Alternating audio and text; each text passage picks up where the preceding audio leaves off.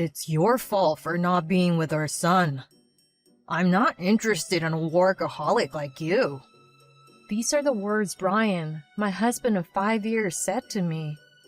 I thought I had done my best to take care of both my job and family. I had no idea he felt this way until he told me. My name is Alicia Adams, a 29-year-old working in product planning for an apparel brand. I have always loved fashion since I was a child. I even made clothes with my mother on a sewing machine. After graduating from a fashion college, I'm fulfilled working for my admired brand. I have a husband of the same age and a 4-year-old son. Brian, my husband, was my high school classmate. We dated once for a few months, but broke up due to college entrance exams. We reconnected at a friend's party after being out of touch for a while. Finding out we worked nearby, we started dating again. Brian was a serious baseball team ace in high school, but enjoyed his university life fully. He seemed a bit shallow when I met him again, but his caring and kind nature hadn't changed. We married within a year of dating. When we announced our marriage, our parents were delighted.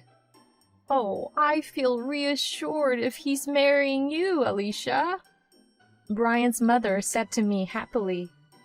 I have a good relationship with his parents. I often visit them even when Brian isn't around. While announcing our marriage, we discovered we were pregnant. Brian was there for me throughout my severe morning sickness. It wasn't easy, but I worked up to the last minute before giving birth. Brian, who was present at the birth, shed tears of joy when our son was born. Thank you for giving birth to our son, Alicia. Let's do our best to raise our child. I, too, shed tears of joy that our son was born healthy. We named our son Steve, a name that we had discussed and liked back when we were dating in high school. After about 6 months of maternity leave, I returned to work. Although my colleagues were worried that it might be too soon, I couldn't stop thinking about work even during my leave. I love my family, but I also love my work. Brian said, I'll help out too, so it's okay. You should go back to work when you're ready. After all, you love your job. I have to learn from you. With his cooperation, we managed to balance our busy work lives with raising our child, and our son grew up healthy and strong. I felt more than happy with my beloved job, my husband, and our son. In my job, I often have to go on business trips. During these times, I couldn't be with Steve, and I always felt bad for Brian. But he always told me, It's perfectly fine. You want to go on your business trip, right? Go ahead. I might have taken advantage of his kindness a little, but I truly appreciated being married to such a considerate man. Whenever I went on business trips, I would buy lots of souvenirs for Brian and our son. Brian was always helping me out, so when I was at home, I wanted him to have time to enjoy himself by going out for drinks with his friends or doing things he liked. There were times when he would stay out drinking until dawn, but I didn't say anything because I was always causing him trouble. I felt that since he let me enjoy my work as much as I liked, I wanted him to enjoy himself as thoroughly as when he was single. Our son Steve was now 4 years old. We may not have had as much time together as most mothers and children, but he always tells me, "I love you, Mommy." When I reply, "And Mommy loves you too, Steve," my son would smile. These were times of pure happiness. During these times, I was presented with an opportunity to go on a business trip abroad. In the company, only selected individuals are allowed to go on these trips. If I were single, I would have gladly taken the opportunity. But I would be away from home for about a week. This left me in a dilemma. When I talked to Brian about it, he said, That's amazing. It's a great opportunity, isn't it? Go for it. I also asked my son, "Honey, would it be okay if Mommy didn't come home for a week because of work?" "It's okay. I have Daddy and his friend. If I can see you after a few sleeps, I can take it." I wondered what he meant by Daddy and his friend, but I assumed he was referring to his grandparents. Brian told me that his parents often came to our home to help out when I was not around. I planned to bring back a lot of souvenirs for them as well. With this in mind, I set off on my overseas business trip. On the final day, work finished earlier than expected, so I booked a late-night flight and was due to arrive home the following morning. But I realized that if I changed to an earlier flight, I could be home by the end of the day, so I changed my flight details and returned to the US. Wanting to see Brian and Steve as soon as possible, I took a taxi, something I usually avoid, and hurried home. It was a Saturday evening, so I expected them both to be home. I rushed into the house with a ton of souvenirs, expecting to surprise them with my early return. "I'm home!" I shouted as I entered the house. "Mommy! Welcome back!" Steve came running towards me. Brian was nowhere in sight. Puzzled, I asked my son, "Honey, where's Daddy?" "He's been out since the morning. He's coming back tomorrow. I was lonely." And his eyes welled up with tears. He must have been very lonely. I was shocked. Steve was only 4 years old. It was too early to leave him home alone, let alone for more than a day. What if something had happened? Steve wouldn't be able to use a phone or send an email. He probably couldn't call for help. Where could Brian have gone, leaving Steve alone? I was full of questions. I also felt angry with him. I knew he probably wouldn't tell me the truth if I asked him directly. So, pretending that I was still overseas, I called him. "Hello? I'm coming back tomorrow. Where are you now?" Yeah, have a safe flight back home. I'm on a trip with Steve right now. We'll be back home by the time you return." He rattled off lie after lie, as expected. I was disappointed with him and hung up after saying, "I see." It seemed he had been about to say something more, startled by my reaction. I hugged Steve tightly.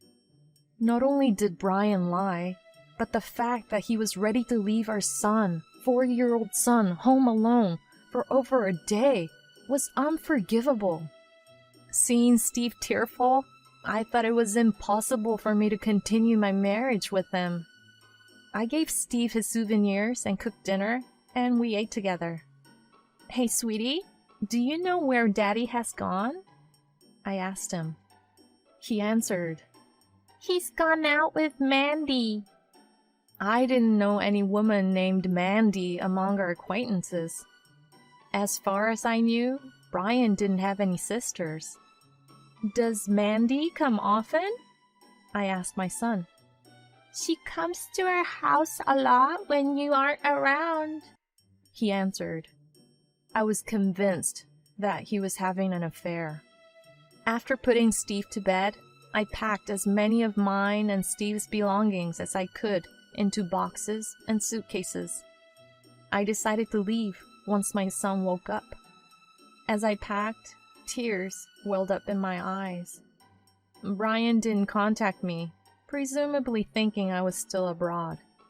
The next morning, I stuffed the car full of our belongings and went to my parents' house. "Where are we going, Mommy?" Steve asked curiously. "We're going to visit Grandma's house," was all I told him. My parents' house is about a 20-minute drive away. My father passed away a few years ago, and my mother is now living alone. She was surprised by the sudden arrival, but after dropping off our belongings and leaving Steve with her, I headed for the city office to get a divorce application. I returned home, left the divorce papers and my wedding ring, and wrote him a note. I cannot stay with someone who makes Steve sad. Divorce me. Wishing you happiness with Mandy. And then I returned to my parents' house. When I arrived, my son was taking a nap, and my mother was furious when I explained the situation. She knew Brian since high school, and she kept saying, "I never thought he would do such a thing. He is so kind and serious." After Steve woke up from his nap, we three went out for a meal. I chose a restaurant known for its delicious hamburgers, Steve's favorite. Watching him happily munching on his hamburger, I knew I had to protect him. After the meal, we returned home and my phone rang. It was Brian.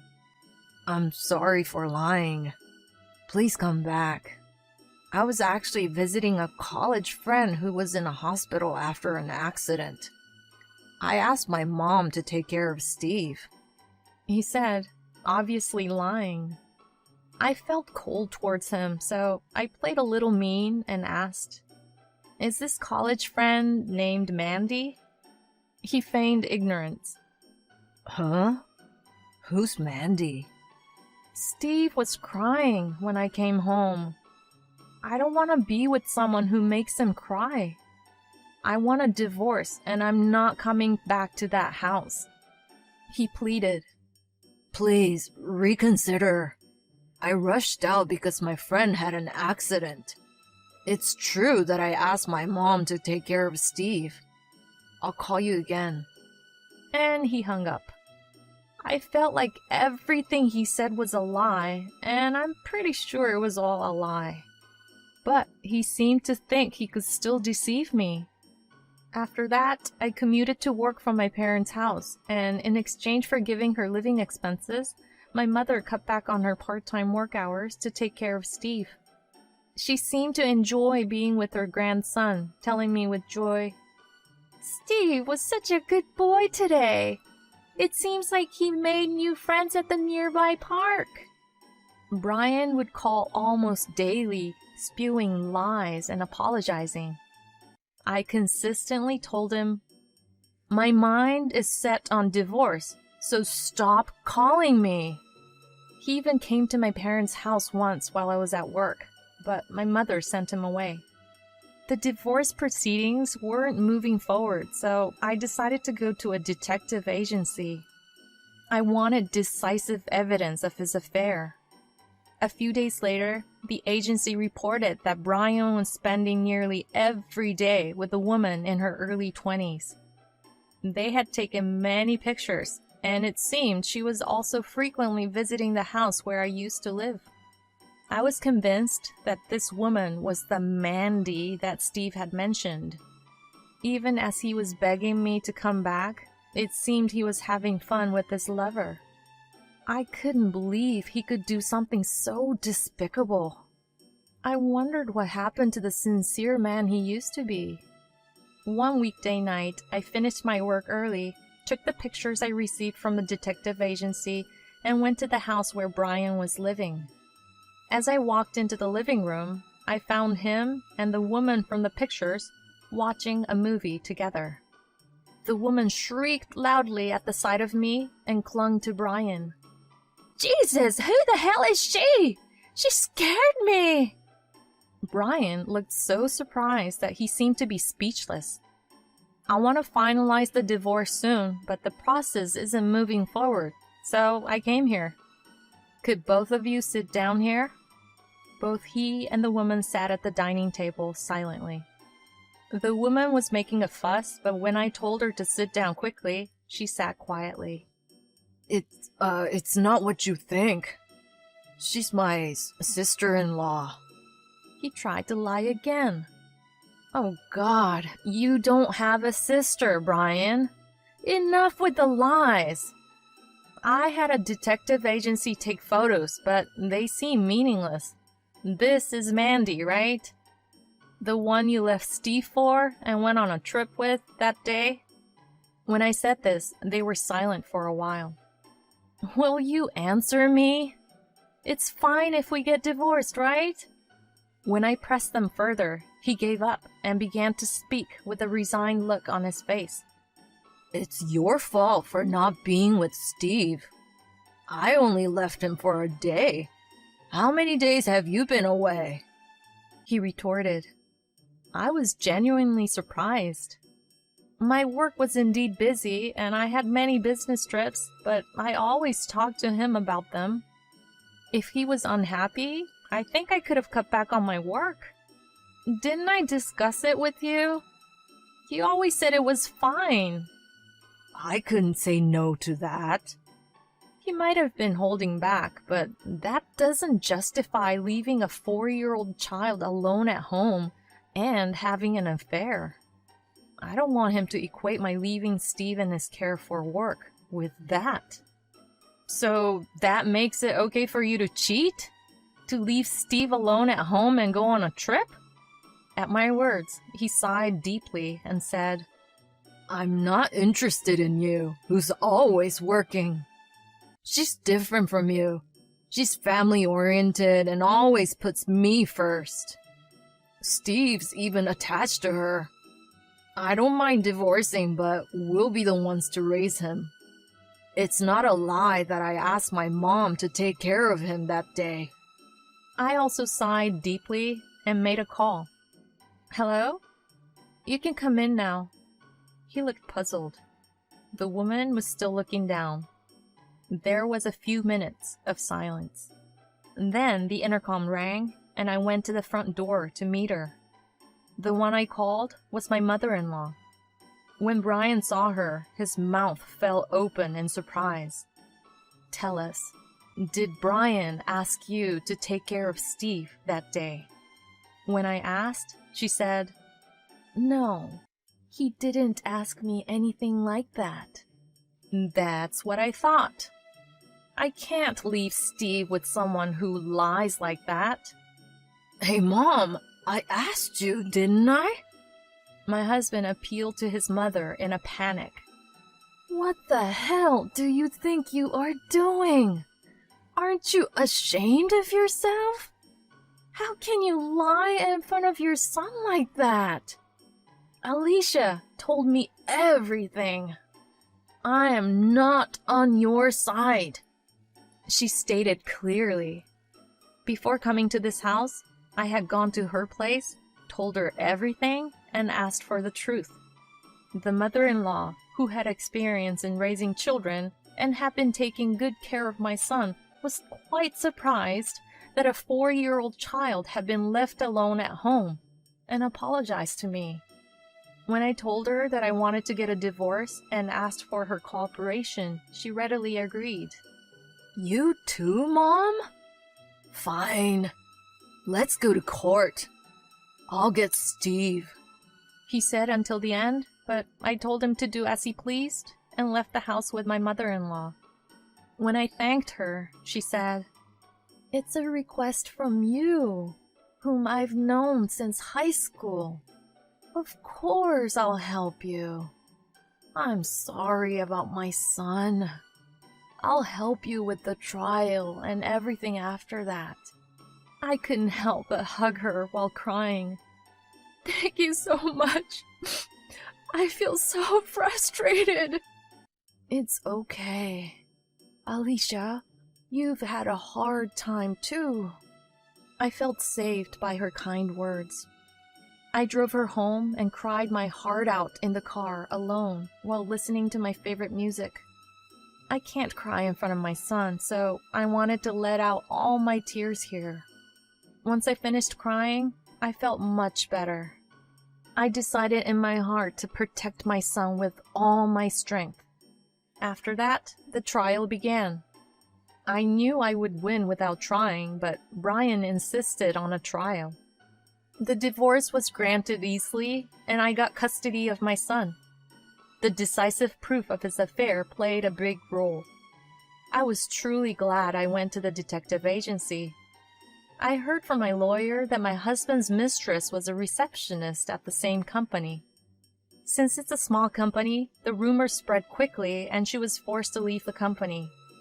Brian is still working there, but he's having a hard time, and he's soon to be transferred to a subsidiary. Even after his transfer was decided, he still wanted to get married, but she firmly refused. Her parents even stepped in to refuse him, which surprised him. I'm seeking damages from both of them. I think they should pay for the pain that my son and I endured. My son and I are living happily with my mother in my hometown. I thought about reducing my work, but my mother quit her part-time job to take care of housework and Steve while I'm away. It's her own decision because she wants to spend as much time as possible with her grandson. In return, I decided to pay for all living expenses from my salary. I have been on a business trip abroad and got a promotion and a raise at just the right time, so I'm able to support my family adequately. I pamper my son as much as I can when I come home from work, which I love. Sometimes I scold him, but I'm very happy to spend time with my son, who is growing every day. There's no chance that my son will be left alone at home in the future. Since we started living at my parents' home, I've never seen my son cry out of loneliness. I want to continue to watch my son grow with my mother.